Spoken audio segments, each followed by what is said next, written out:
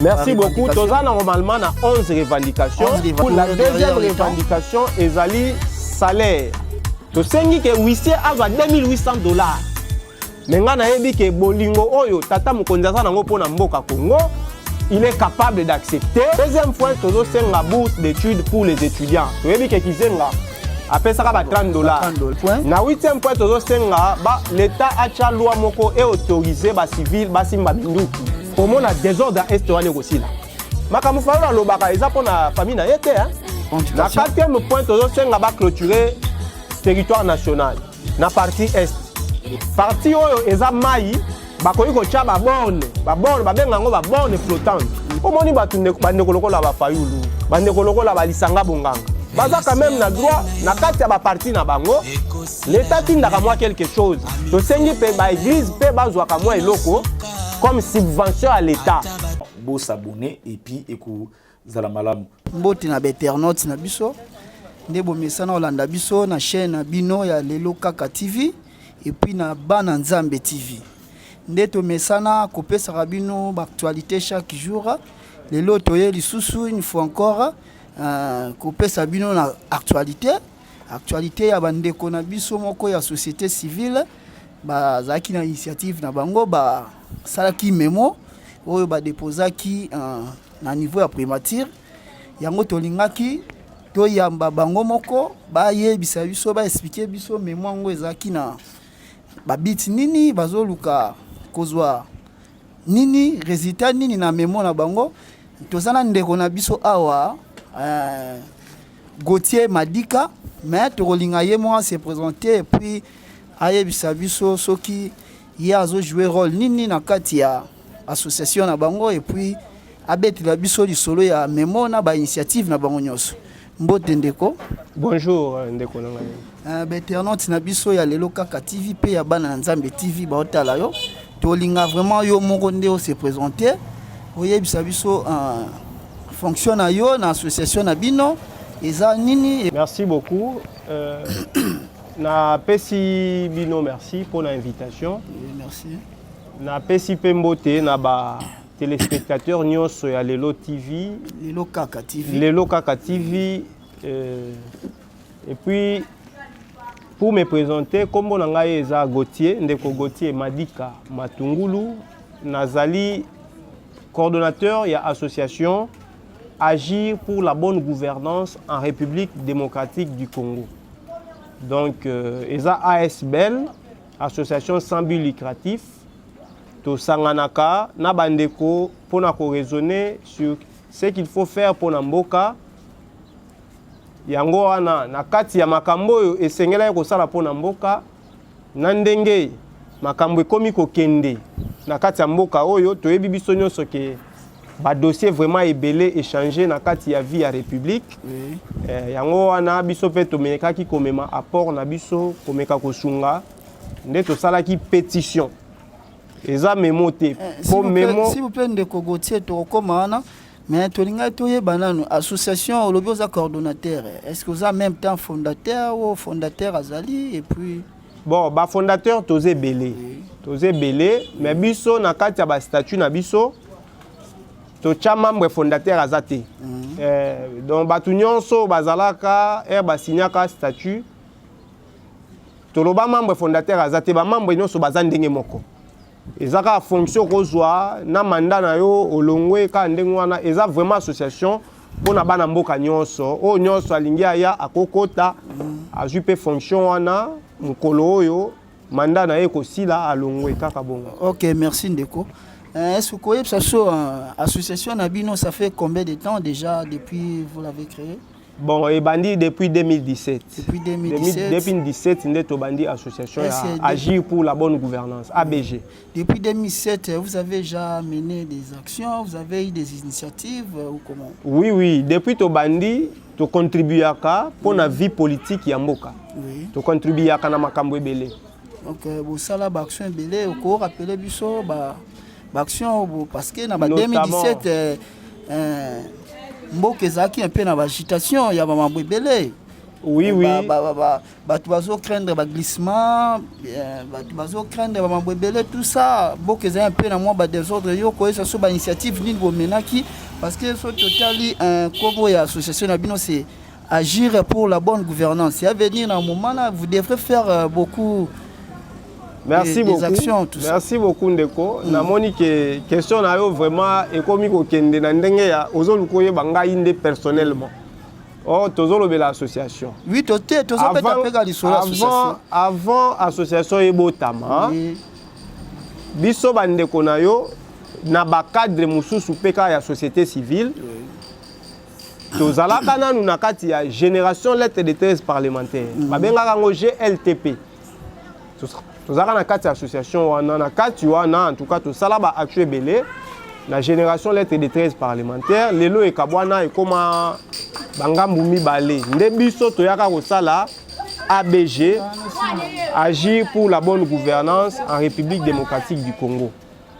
Mais ngai en tant qu'activiste de la société civile dans na makambo ebele tosalaka déjà na période ya GLTP. Donc avant même, depuis même 2012, 2011, to bandaka déjà ko agir, ko pesa makanisi po na mboka, ce qui na koyi ko pesa moi rappel à mukie cour constitutionnel. Oui. Cour constitutionnel oyo evandi lelo. Oui. Ndenge evandi wana eza po biso to chaka makelele. Ya solo. To banda ba revendication pour que bacha cour constitutionnel en place. Constitution, il y a 2006, et comme il faut cour constitutionnel, Conseil d'État, Cour de cassation et Zala. Oui. Banda ba votara en 2006, na Congo, ils allaient à la Cour suprême. Tous allons vivre qu'à Ndengouan. Biso zara bunda pour que indépendance, il y a justice, et comme na Congo. Parce que pour indépendance et justice, c'est ça la na Congo. Il fallait battre Cour wana misato ezala, Cour constitutionnelle. Conseil d'État, Cour de cassation. Il fallait ça na mboka. Biso siko to salaka mémorandum. À l'époque pe to salaka pe pétition. To koti saka na président de la République à l'époque, to koti saka na parlement à l'époque, to zo senga Cour constitutionnelle et salama. Banda 2006 batikala ko sala ngote. To che pression mukolo oyo. To kei na balabala. Pour la grève de la faim, tu as ceux qui ont une revendication et salamité. À l'époque, la dictature est à Kinshasa. Bakangi batu pour la grève de la faim. Tu vanda qui tobi to relia na bisoté. Tu vandi na victoire, na rond-point victoire, na matongé. Na pétition na biso tozo luka ba signature na bino kolia nzoto biso ne to boy kolia to ye na balabala. Est-ce que vous troubler ordre public té non moi je vois pas comment mutabia olia na été ba kanga mais non ezala dictature té tozaka na dictature mais tozaka na dictature moi makelele troubler ordre makelele elakisi biso to bi to kolia té batu ba ya ko signer pétition parce que il faut cour constitutionnelle ezala. Oui. Président de la République a besoin de $28,000 à cette époque-là. Oui. Il fallait qu'il paye sa huissier $2,800. La revendication à l'époque. Voilà. Bakanga biso, bakena biso na Ipeki à l'époque, na Kashowana. To vanda kuna bakanga biso vanda 10 jours. Na kati ya 10 jours wana biso za boloko. Jour batindi biso na parquet, il y a justice, il y a Gombe. Magistrat moni biso na misunda lobi mais pour la cour constitutionnelle ba uti ko nommé bino boyebite oui tobi avato bakanga biso toyeba kiteke ba nommé oui donc ba noma ozolo ba professeur Vundwa we oui. Na équipe na bango nyonso na ba professeur Banyaku ba nomaka bango wana biso na kati ya boloko ça veut dire ezaki réponse suite à makelele bochaki eza revendication normale eza constitution zo assurer congolais nyonso a exprimer conviction na ye. Donc, il y a beaucoup de choses, tout ça là qui me wana les passé. En tout cas, merci pour na rappel wana, mais ça reste à vérifier. Tu vas vérifier les sous-soutoyés si réellement makambozo lo bana eza yango, mais les lots tu es kobeta li solo ya pétition wana te oyo il y a 2017 wana pona makambo ya cour constitutionnel evanda. Le tu to beta li solo ya pétition oyo, donc ça veut dire mémo oyo bouti ko déposer na primature tongi yo expliquer biso tant que coordonnateur bana ya ba internautes na biso na téléspectateurs na biso ya Lelo Kaka TV na ya bana na Nzambe TV balanda pe monde entier balanda expliquer biso là nous memo wana bo déposer ezali na bit nini et puis bozo luka bozwa ba résultat nini. Merci beaucoup. Ba revendication na bino en fait ezani na merci beaucoup. Memo oyo ezali ko expliquer na premier ministre attente ou bien bosenga ya bana mboka ya Congo par rapport ya budget oyo ekozala na 2022. Oui. Budget ya 2022 kala mingi te na septembre awa oui. Il faut ba kendo kotisa yango. Yango tolobaki déjà 3 mois avant oui. Biso to komela premier ministre mokonzi Jean-Michel Samalukonde oui. To komela un mémorandum to pesa ye eloko nini peuple congolais azela na kati ya budget wana nde tokomi budget na tokomi mémorandum na biso to sengi ba point ebele na kati wana. Le premier point o to sengi na kati ya pétition donc eza pétition bon différence amukie kakeza oui. Memo elakisi mukonza kozwa avandi na ye nango oui. Ako même ko boaka na fulu oui. Mais pétition elakisi soka zui il faut aloba à répondre oui. Différence kaka ya moi mukie ya wana pétition eza na caractère moko obligatoire il faut à répondre puis, na 3 mois eza nango loko moko ya facultatif voilà memo elakisi a zui oui. Bo pese moi conseil oui. Abi bon na jui oyo na tiki oyo oui. Abombi na ye akoki na pe ko répondre binoté mais pétition elakisi na 3 mois et 3 mois kokoka il faut répondre oui. Yango ne constitution esengeli siko na kotangela biso to yeba ba grande ligne ya pétition na bino. Merci beaucoup. Toza normalement na 11 revendications. 11 revendications. La première revendication tozo senga la mise en œuvre de la couverture santé universelle. Et la kisinini. Oui. Congolais azotambola akwei na nzela. Oui. Ba memie na hôpital. Hôpital e bandi ko soigner ye. Par rapport ya ndenge za la lelo ke non pas problème mbongo oui. Nani boyete l'état congolais sali ke congolais ni sorte assurance voilà ba benga rango couverture médicale voilà. Mais ezalasko universel. Assurance santé ou maladie? Assurance maladie, non? Bon, de toutes les façons, oui. Assurance c'est le mususu. Tant où y a l'état qu'on soit en charge. Oui. À quoi il faut foutre à quoi assurance soit. Oui. Azo pèse ta mongo, azo doté ba hôpital na ba moyen o ezo sala ke. Congolais nyonso esika vandi a beli soit il y a l'hôpital directement l'état azo prendre en charge. Voilà. Okay. C'est ça qu'on appelle la couverture santé universelle. Deuxième revendication pour toi qui Mwambango. Merci beaucoup. La deuxième revendication ezali salaire. Salaire il y a salaire au l'état azo le salaire minimum. Ba salaire général, ba salaire nyonso ndenge l'état afutaka batu na ye. Oui. Na kati ya mboka oyo. Oui. On constate que ba politicien oh bazo occuper ba poste minene ministre, député, président de la République, sénateur, gouverneur. Bambongo bango baozwa. Na bambongo yo l'état zo futa ba travailleur au mususu, ba chercheur, ba docteur. Donc ba policier, eza extrêmement grave, eza terrorisme social socio-économique ndenge to bengeli yango na kati ya pétition oyo. Oui. C'est du terrorisme. Mais est-ce que que salaire ya président ezali na mécanisme eza na budget bakomaka ngo na budget batie yango montant annuel. Oui. Que année oyo le président toyebi ke azwaka $1 par tête.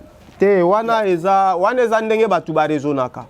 Mais na kati ya pétition na kati ya budget bakomaka oui.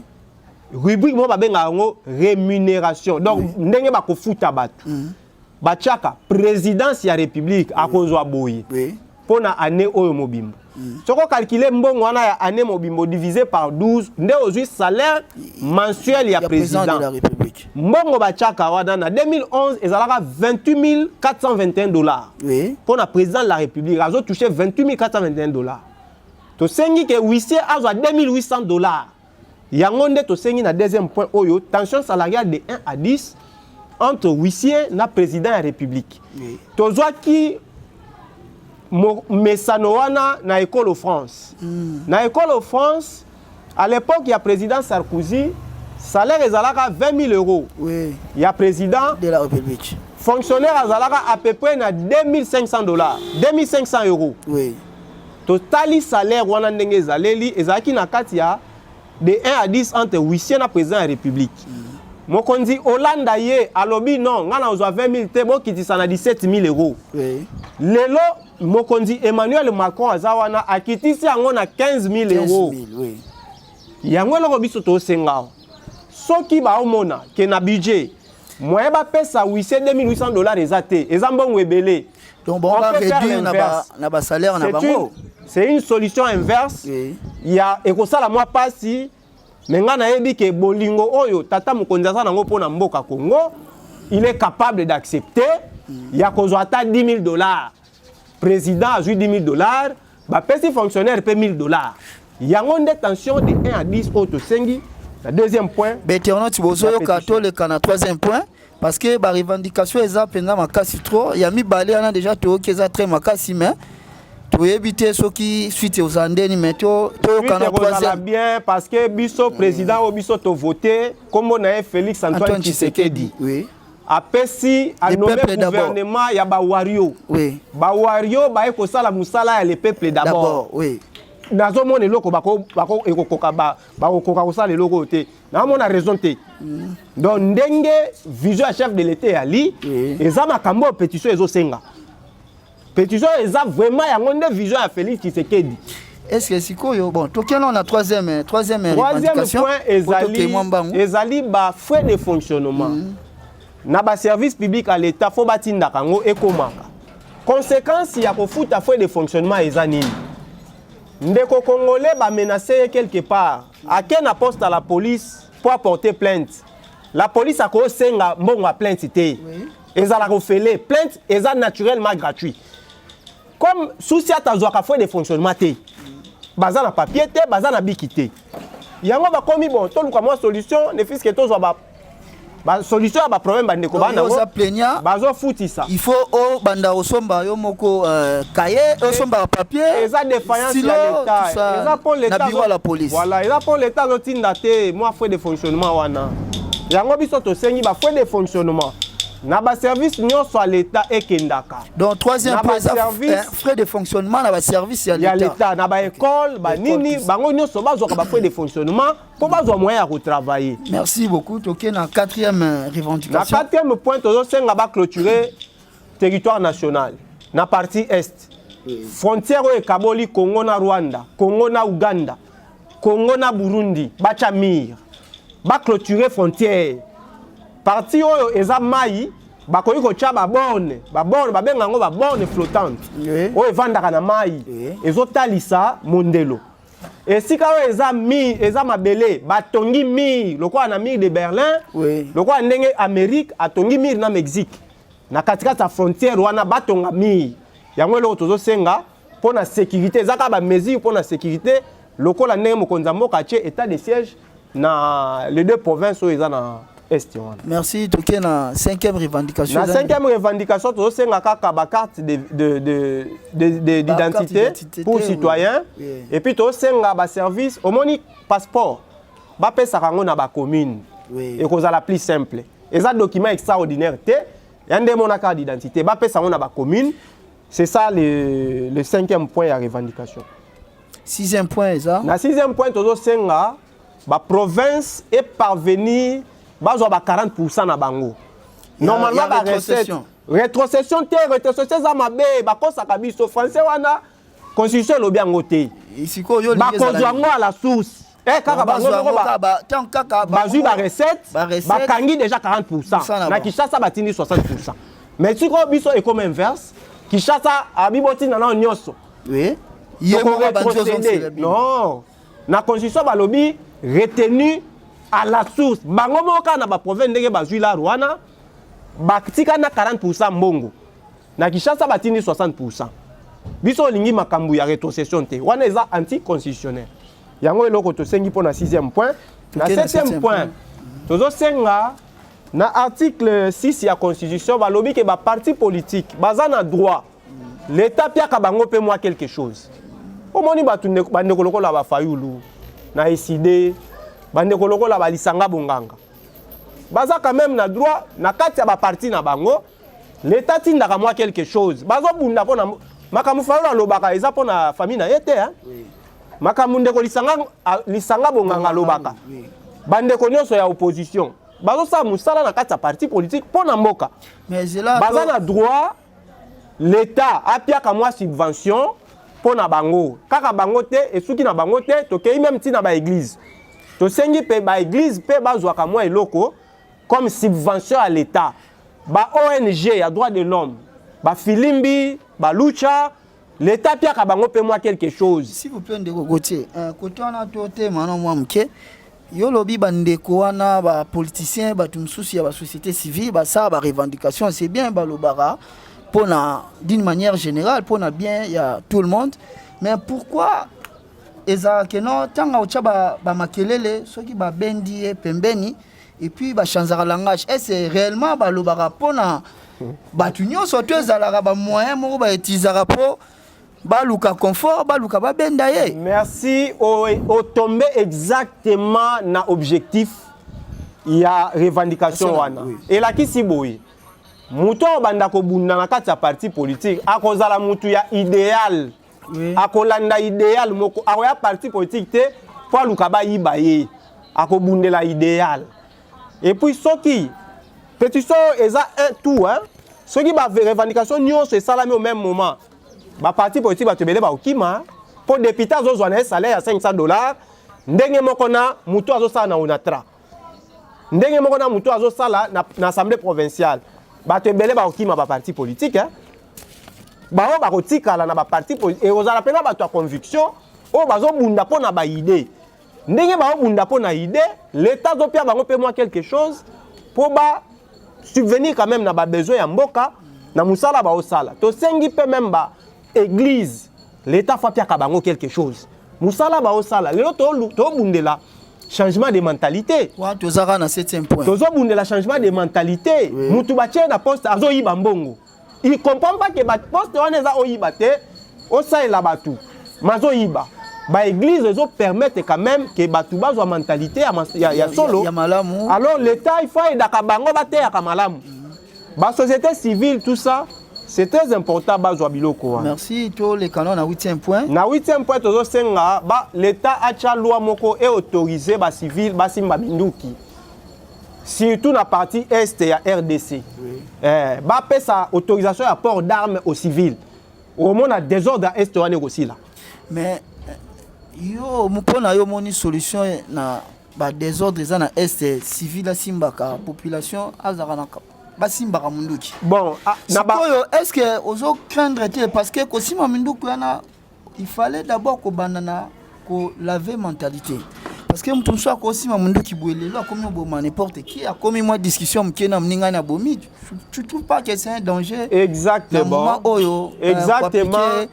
Ni na bino revendication. Ba condition ezalaka. Avant ba pesa mutu munduki, loi il faut eloba yango. Na kati ya loi bakoloba ke condition eza boye faut ba pesa eta mususu mateya abala kisaye boye batala pe historique na ye na casier judiciaire na ye asala nini soki kaka casier judiciaire eza déjà mabe balongoli ya kozwa te il faut la responsable il faut ba condition bakocha mais ba civil o baza nango besoin ba pesa bango ba arme na partie surtout est na loi na bakoloba bien que seulement na zone eza moins trouble nde ba pesi ndingisa ba civil baza pena mwa minduki ya mike donc en quelque sorte yo ozo croire te na initiative ya président ya kocha état de siège parce que président zo mona solution repasser na niveau état de siège mais yo merci yo ti lelo zo mona lwa ke simba te problème eza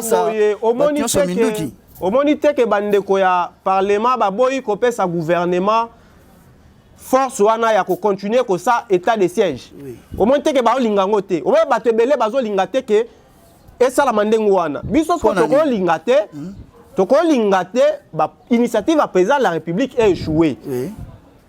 Oyo a à état de siège. Et ça parmi ma première mesure. Oui. Mais il faut qu'on renforce yango na keba pesa ningisa civil. Oyo aza responsable. Ba kocha par exemple ba oyo nyoso ba na ba grade tamsu ya ba directeur. Oui. Na ba entreprise à l'état. Ba pesi bango minduki. Ba pesi bango formation moko boye déontologie moko ya ndenge nini ba géraka arme. Comme ça ils peuvent se défendre vis-à-vis à esika banani nyoso ba likoya.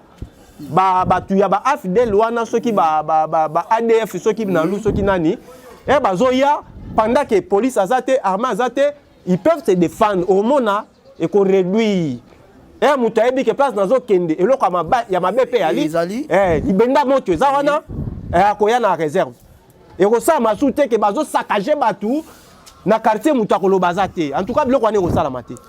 C'est parmi les solutions. C'est une solution très forte, oui. Mais au sein du gouvernement, après sa loi, on a un parlement.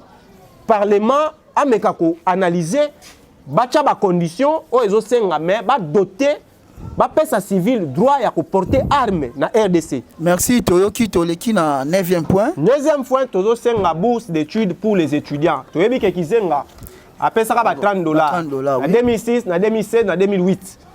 Ceux qui appellent ça $30 dans la finaliste, ils sont incapables, ils sont impossibles. Les lots ba bourse, na ba étudiant. Moi Valère, il y a ba étudiant et mon na tout le monde déjà ba acte amine le président Sali, ba che wifi, ils ont ba acte malamu, ba kende plus loin. To sengi na premier ministre, acha yango na budget na ye. Moi et loko pour na ba étudiant ba joaka. Nanani. Merci Toki na 10e point. Merci beaucoup pour na 10e point tozo senga. Avant dernier point. Balongola ba frais ya participation à examen d'état. L'état n'a lobby que école primaire eza ofele. Supposons moi na école privée à 6 classes. Na classe kuna zui ba PC bulletin na ye. Mais l'état n'a bengi que ya konsa l'examen ya tenafep. Oui. Or l'état lo barake école primaire eza ofele. Comment ba ke no futsa mwana po aza bona privé. Toboye loko wana. Wana ezaki ba arrêté à ba gouverneur ya kala ya période oyo béton ayaka na nuté. Maintenant que le président Félix Joseph Kabila. Oui, bango bazaka ko futisa bana Minerval malgré que constitution et boyaka. Loko wana ezo continuer. Te ici là. Non, ko futisa bana ba frère examen d'état. Voilà. Il y a frère examen d'état. Au contraire, oyo l'état za ko fixer mais l'école les ont respecté tes autres plus. Voilà, c'est pour ça que nous on soutient la gratuité de l'enseignement. To sengi que moi na mon côté à une école primaire, il y a privé, à une école primaire, il y a l'état. Pour un examen, il y a fin d'études primaires qui n'a fait. À quoi qu'on fout à mon côté. Les examens, l'état n'a pas ici. L'état n'a pas bengi bango boya bosa l'examen. À quoi qu'on fout à mongo, il y a participation à l'examen d'état. L'examen il y a fin de il faut pas annuler, arrêter on a gouverneur bazwaka kala. Na ba edi oyo ba assemblée provinciale ba signer kala. Il faut pas annuler yango. C'est ça le 10e point, il y a pétition na biso. To sengi na premier ministre Sama Lukonde asala yango le plus tôt possible. To leki na 11e et puis le dernier point. Bon, oyo 11e point eza plus à caractère administratif. Oui. Tozo senga omoni na ba boîte email ya l'état. To lingi te to monaka ministère de l'enseignement @yahoo.fr. Eza malamu te. Et sa valeur te photo mona par exemple ministère gouvernement de la RDC.cd par exemple.